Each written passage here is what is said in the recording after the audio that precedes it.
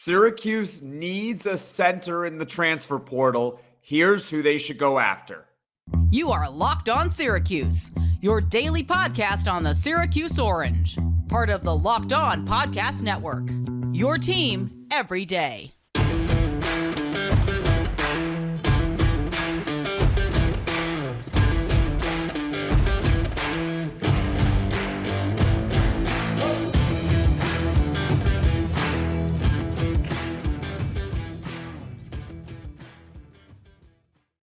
Hello, everyone, and welcome into the Locked On Syracuse Podcast. I'm Jackson Holzer. Thank you for making us your first listen of the day here on the Locked On Podcast Network, your team every day. And with Peter Carey recently entering his name into the transfer portal, Syracuse has an open roster spot and limited depth at the center position, and they really need to fill it in the transfer portal. Now, 3 roster spots open with Carey now in the transfer portal. And I know that Peter Carey wasn't the greatest player in the world, but this team needs more center depth, whether it's that big fish or maybe that under the radar guy. Today, all about centers here on the Locked On Syracuse podcast. This episode is brought to you by Nissan. Are you the kind of driver that likes to push things a little further? Ever wonder what adventure could be around the next corner? Take the Nissan Rogue, Nissan Pathfinder, or Nissan Armada and go find your next big adventure.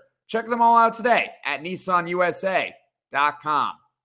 So, as I just hit on, Syracuse has 10 scholarship players. The NCAA allows 13 overall. Syracuse has 2 centers currently with scholarships. That is, I'm blanking on it. Okay, yeah, it's Naheem McLeod and William Patterson. Those are the 2 centers right now who have a scholarship on the roster. So pretty thin at the center position. And I think they need to go after a center. At the time of this recording, the Orange haven't reached out to a big fella to my knowledge. I've been scouring the internet trying to find one. They've reached out to a couple guards, a couple forwards. No centers. But I still think they need to go after one. Let's go over the big fish. And then as you can see over here, okay, I'll move my finger a little more. We got the medium fish. These are guys who are really good, but they're not quite the best in the class. And then we got some maybe under the radar guys. Kind of like how I did under the radar point guards. These are guys who maybe we should get a closer look at them because they might be able to help this team next season. And they're low in the transfer rankings, boosting the odds that Syracuse can actually get them. All right, but the big fish. Who are the big-time centers in the transfer portal that Syracuse can go after? Talked a lot about Maxime Raynoud earlier in the week from Stanford. He's the number 1 overall player still in the transfer portal class, according to On3. By the way, every single ranking will be according to On3. He is still number 1 despite that influx every single day of new players entering the portal. I think that tells you what you need to know about him. He was the Pac-12 most improved player. He shot 36% from 3 last season. He can move up and down the floor. He's a very unique center, one that is either greatest in Syracuse history, absolutely not, but he is certainly the most unique. I don't know if Syracuse has ever had a center like Maxime Raynoud. I did a whole podcast about him, how he could be the missing piece on Monday, so check that out when you're done with this one. I went much more in depth, but the point is that he is elite. There's a reason why he's the number 1 transfer available. And if Syracuse can somehow land him, oh boy, I'm gonna be pretty happy, and you should be pretty happy too. Just saying. All right, now we don't have to go much further down the rankings to get to the next center big fish available, and that's Clifford Omoruyi from Rutgers. He's only a 2-time All Big Ten defensive player, so he is proven in the Power 6. He was a 2023 All-Conference team. He's pretty good. He's the number 2 overall transfer available. Now, he has visited with St. John's, and apparently Syracuse hasn't even reached out to him, which I kind of find concerning, considering that Syracuse has 2 centers on the roster, and you haven't reached out to a guy that was literally playing at Rutgers. We're not far from Rutgers, guys. It's not far. I don't know. I don't know why Syracuse wouldn't reach out to a guy like Clifford Omoruyi. Maybe they just think it's a lost cause, that they have no chance at him. But in all Big Ten center, you can't ask for much more than that. The number 2 overall transfer currently available. His only weakness, well, he doesn't really have much range. That's about it. You're not getting floor spacing with him, but elite player in the Big Ten. Next one, we again don't have to go very far. Good thing that this class is just full of centers, right? Brandon Garrison from Oklahoma State. He was a 2023 McDonald's All-American. He is currently the number 5 overall transfer available, again, according to On3. Last year, he averaged 8 points, 5 rebounds, and 2 blocks a game. And what I see with Garrison is his numbers aren't otherworldly, right? 18-5 isn't, or not 18-5, 8-5. It's not bad by any means, especially for a freshman who is starting every single game for Oklahoma State. But with a guy like Garrison, because he was such a high recruit and had a pretty good freshman season and has a ton of potential, he's an elite finisher around the rim at 67%, can move up and down the floor. He's got 3 years of eligibility left too. So that's another thing you got to keep in mind with these transfers. How many more years can you have them, right? Some of these guys are only 1 year. Brandon Garrison, you get him, you have 3. So with all that being said, you're kind of betting on the potential with Garrison. Now, I don't see Syracuse really being involved in this. Apparently, I saw something on CBS Sports where Garrison's probably looking to stay closer to home. He's from Oklahoma. So Oklahoma is involved, as well as Kansas. Kansas is not far from the state of Oklahoma.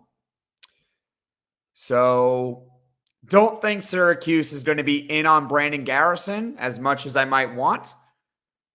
But never say never. These are just 3 of the big fish available. There's also Terrace Reed from Michigan that I didn't mention. I mentioned him on a poll Friday, maybe last week, but he's also a terrific player. But those are the big 3 right now in the transfer portal at the center position. Maxime Raynoud at number 1, Clifford Omoruyi at number 2, and Brandon Garrison at number 5 overall on the On3 rankings. They'd be more than just roster fillers for Syracuse basketball next season. I'm just saying. Now, coming up, there's still other guys, right?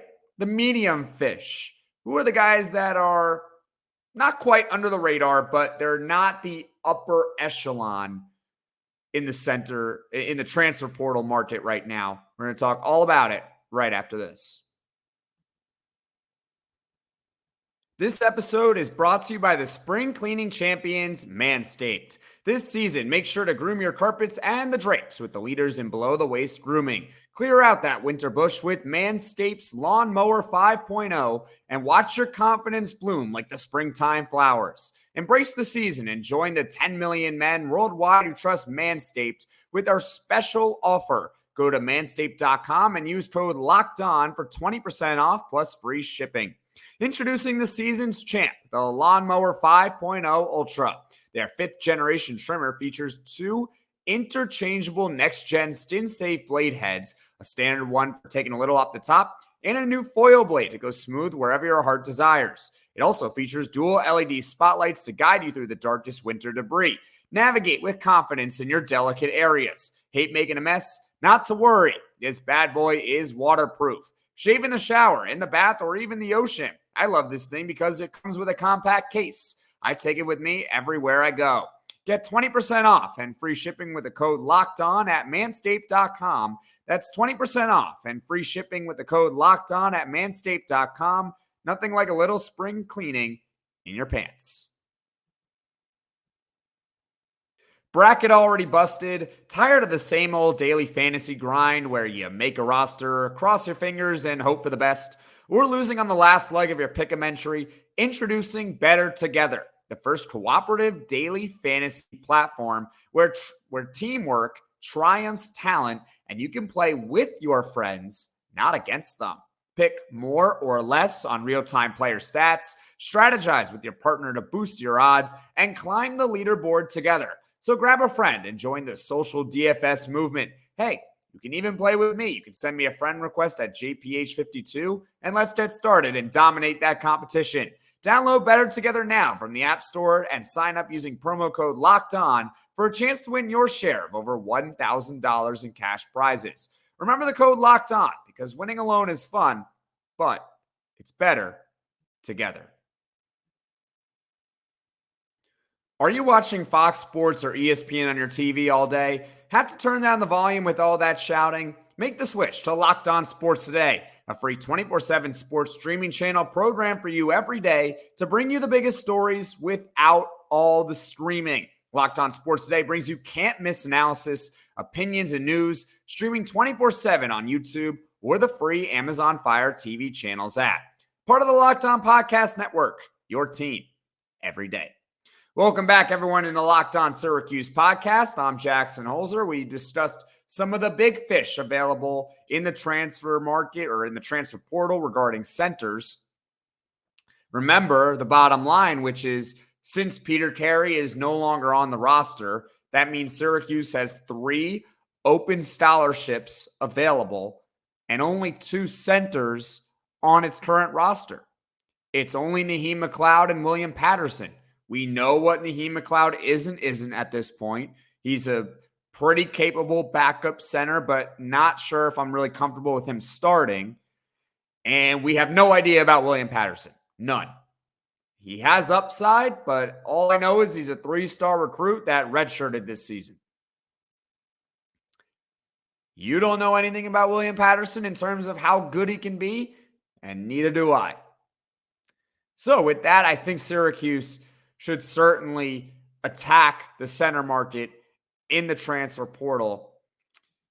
So who are some of the really good centers available, but they're not quite the elite ones? Well, one that recently entered was, and it was right after I recorded the episode with Neil Adler from Inside the Loud House. Brandon Huntley-Hatfield from Louisville is a monster. I love this dude. Now, Syracuse tried to get him. He's a former 5-star recruit back in 2021. He originally committed to Tennessee, and then after 1 season at Tennessee, he transferred to Louisville, and he spent the last 2 years there, and he really broke out this season. Right now, he's not listed on the On3 rankings, but I imagine he's going to be in the top 6-7 centers available. Now, he can play power forward too. He can play power forward and center. So he's kind of a Swiss Army knife in that regard. He's 6'10", so that's why he can kind of do both. But yeah, he broke out this year. He had 13 points and 8 rebounds at Louisville. And I know Louisville's not a great team, but Louisville is still an ACC squad here. That's still the Power 6. And he had 19 points and 17 points against Syracuse. So he's pretty good. He's pretty good, guys. And more importantly, with a guy like Brandon Huntley-Hatfield, he's developing a 3-point shot. Now, if you look at his numbers online and you see that he's 42% from the 3, you might think he's an elite shooter. He's very good from the mid-range, but he's only developing the 3-point shot because he only took 21 total attempts this season. So in a year, in a college basketball season where you play over 30 games, he took well less than 1 3-point shot a game. So that's why I say he's developing it, but the talent is there. He hit 9 of 21. I don't think he would go 0 for his next 10 if he were to take 10 more attempts next season. I'm just saying the sky's the limit with him. The problem is that he only has 1 year of eligibility left. So, he's a great target for Syracuse to go after, but you're only getting him for 1 year. Another guy that Syracuse might want to consider is Josh Cohen from UMass. He's currently the number 26 overall transfer on On3, all A10 conference player this season, averaging 16 and 7, and he's from New Jersey. So not far from Syracuse again, and went to UMass, which is not far. Northeast guy. We got to get the Northeast guys, right? He's someone who definitely can shoot. He's got a bigger sample than Brandon Huntley-Hatfield. He was 34% from the three last season, but obviously he did it in the A10, right? So you got to figure those efficiency numbers might come down a bit if he were to come into the Power 6. But certainly someone to go after. Don't think Syracuse is in on him, though. From what I have heard, or from really what I looked up, he took visits with Arkansas and Notre Dame, and he's also going to take one with Xavier. And I think an unofficial visit also with Penn State. I don't think they're in on him, but he's a guy who's an elite rim protector. He can move up and down the floor. Josh Cohen should be on Syracuse's radar, but again, like all of these centers I'm going to name, there's been no reporting as to Syracuse going after any starting five or any backup five out there. I don't know. Final medium fish, so to speak. Jonathan Beagle from UAlbany was the 2023 AEC Rookie of the Year. He currently is the number 56 overall transfer available. He averaged 13 points and 10 rebounds last season. He's another guy who can just move up and down the floor. That's very important for a center, going up and down the floor. There was a play that I saw with Beagle where he beat two Columbia defenders, and I get it, it's Columbia, but he kind of snuck up on them down the floor. He was the trailer guy, and he just ran right by him, and he ended up finishing for an easy layup. He had 8 points against Seton Hall this year and 14 points against Boston University. So I guess, for what it's worth, that's what he did against a couple Power 6 teams this year. Thing is, though, is that he's not an elite rim protector. A guy that's 6'10" and plays center should have more than 8 blocks in 22 total games. So with Beagle, you're not getting the best defensive presence, but you are getting someone who can certainly contribute rebounding, which has been a problem for Syracuse over the years. I documented the rebounding issues. Last 5 years, negative rebounding margin. He can help with that. And he can score a little. He can score a little around the rim. So Jonathan Beagle, another guy that Syracuse can certainly or should certainly go after. So the three medium fish that I like, Brandon Huntley-Hatfield, Josh Cohen, and Jonathan Beagle. Those would be fine additions. All of them would be able to start for Syracuse next season. Now, this next group, I don't know if they would be in the starting lineup, but if we're talking about an upgrade to the backup center or maybe they might be the best center on the roster if they were to come here. Certainly take it, and it would improve the depth on the roster. We'll just talk all about it right after this. This week's March Madness Bracket Highlight is brought to you by our friends at Nissan. Each week, we're picking one team that stands out, a team that's pushed it further than the rest. Just like any of the all-new 2024 Nissan SUVs, these guys were able to take it to the next level. The NC State Wolfpack are obviously this week's Nissan Rogue. The team absolutely surprised us all with a powerful performance in their first 2 games in the tournament. Wins over Texas Tech and Oakland have them set up to play Marquette in the Sweet 16. They say win life, go Rogue, and that's exactly what the Wolfpack have done here. Take the Nissan Rogue, Nissan Pathfinder, or Nissan Armada and go find your next big adventure. Shop NissanUSA.com. Locked On has launched the first ever national sports 24/7 streaming channel on YouTube, and now it's also available on Amazon Fire TV in the free Fire TV channels app. Locked On Sports Today is here for you 24/7, covering the top sports stories of the day with the local experts of Locked On, plus our national shows covering every league. Find Locked On Sports Today now available on the free Fire TV channels app. Welcome back, everyone, into Locked On Syracuse. I'm Jackson Holzer. We're talking all about centers here for Syracuse, potentially to go after in the transfer portal. As of right now, the Orange haven't reached out to any fives in the portal, and they definitely should, because remember, they have 3 open scholarships available and only 2 centers on the roster, one of which is Naheem McLeod, who we know is really just a backup. And the other is William Patterson, who we haven't seen. We haven't seen anything about William Patterson. So I think they certainly need to get a center in the transfer portal. Not going to say it's going to solve everything for Syracuse next season, but you got to at least improve the depth. And the next 3 guys that I'm about to mention are players who are lower ranked in the transfer portal, but would certainly be upgrades from, maybe they're not better than Naheem McLeod, but they would improve the depth. Meaning if they had to play, you can absolutely play them. I've talked about the first one here. Justice Ajogbor from Harvard. He's 6'10". I think at the first time I mentioned this guy, he was probably in the top 40 overall on On3, but everyone enters the transfer portal over the last week and a half, and now he's the number 108 overall player.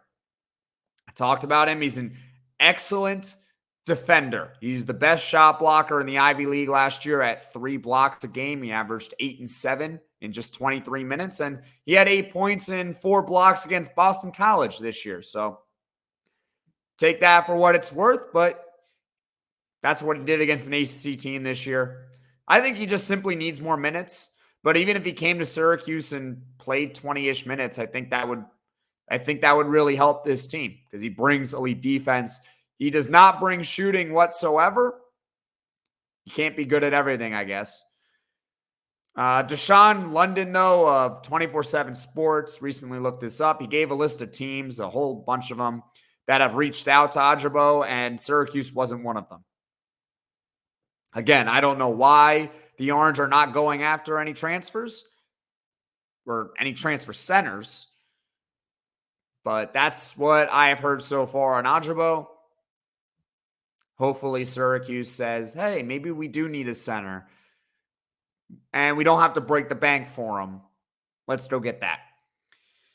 Next up from St. Bonaventure, Chad Venning, the number 136 overall player. That's 136 overall in the transfer portal. He was this year's all Big Ten, or not all Big Ten. He was all A-10 conference player, averaging 13 and 5 with over 1.5 blocks a game. He had 10 points against Oklahoma State and 14 points against Auburn. Again, Power 6 competition. He also had 11 points against FAU, one of the better mid-majors in recent years.